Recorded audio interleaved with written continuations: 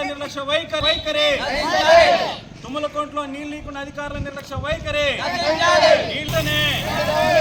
బోరేసడానికి pipe line వెంటనే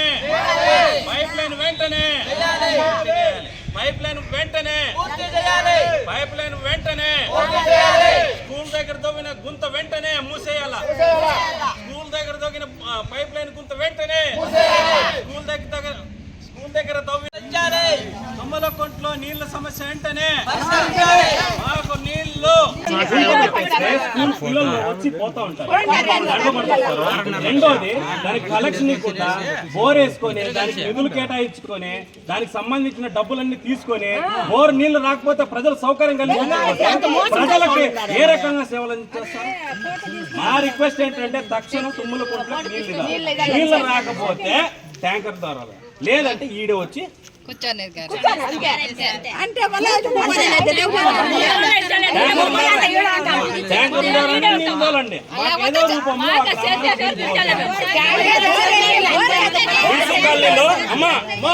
అమ్మా BC colony అమ్మారా అమ్మ చెప్తూ